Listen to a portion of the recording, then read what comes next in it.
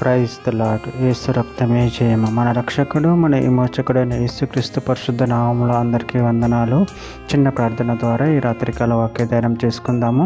పరిశుద్ధుడ మహాగణుడైన దేవ యేసయ్య సర్వాధికారి నాయన మీకే వేలాది వందములు కృతజ్ఞత స్తుతి స్తోత్రం చెల్లించుకుంటున్న దేవ రాత్రికాల సమయంలో ప్రభు వాక్య భాగం ధ్యానిస్తుండగా వాక్య భాగం మాకు అర్థమాటలు సహాయం చేసి మీ కృపలో బలపరిచి మీకు మాదిరిగా మమ్మల్ని నడిపించమని ఈ చిన్న ప్రార్థన ప్రభు యేసుక్రీస్తు అతి పరిశుద్ధ నామములో అడిగి వేడుకుంటున్నాను తండ్రి. Amen amen.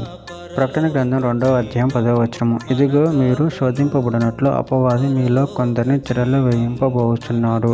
10 దినములు శ్రమ కలుగును, మరణం వరకు నమ్మకముగా ఉండుము, నేను నీకు జీవ కిరీటం ఇచ్చేదను. ఆమెన్. దేవుడి వాక్య భాగం దీవించును కాక.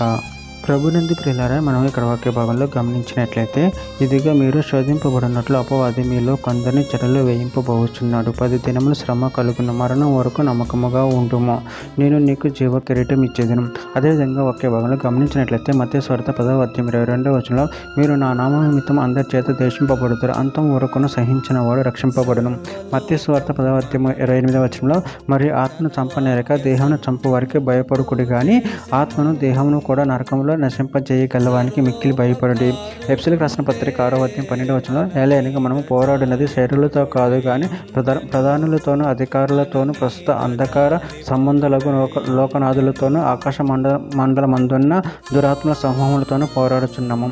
పేతురు రాసిన మొదటి పత్రిక 5వ అధ్యాయం 8వ వచనంలో నిబ్బరమైన బుద్ధి కలవారి మెలకువగా ఉండి మీ విరోధైన అపవాది గర్జించు సింహంలో ఎవరిని మింగుదనా అని వెతుకుతూ తిరుగుతున్నాడు.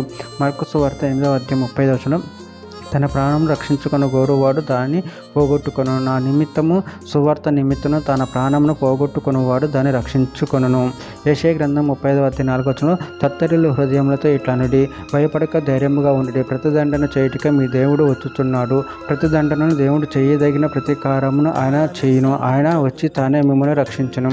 యోహాను సువార్త 14వ అధ్యాయం 27వ వచనంలో శాంతి మీకు అనుగ్రహించి వెళ్ళుచున్నాను, నా శాంతిని మీకు అనుగ్రహించుచున్నాను, లోకం ఇచ్చినట్లుగా నేను మీకు అనుగ్రహించటలేదు, మీ హృదయమును కలవరపడనీయకుడి వెరవనీయకుడి.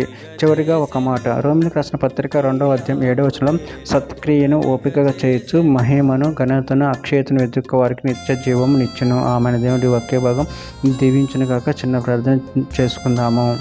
పరిశుద్ధుడ మహాగణుడైన దేవయేసయ్య, మీరు ఇచ్చిన వాక్యాన్ని బట్టి ప్రభావం కృతజ్ఞత చెల్లించుకుంటూ మీ ప్రేమ కృపల ప్రభావం మమ్మల్ని నిరంతరం కాపాడి నిన్ను మహిమపరచు కనపరచు శక్తిని బలాన్ని మాకు అనుగ్రహించామని చిన్న ప్రార్థన ప్రభు యేసుక్రీస్తు పరిశుద్ధ నామములో అడిగి వేడుకుంటున్నాను తండ్రి. Amen amen amen.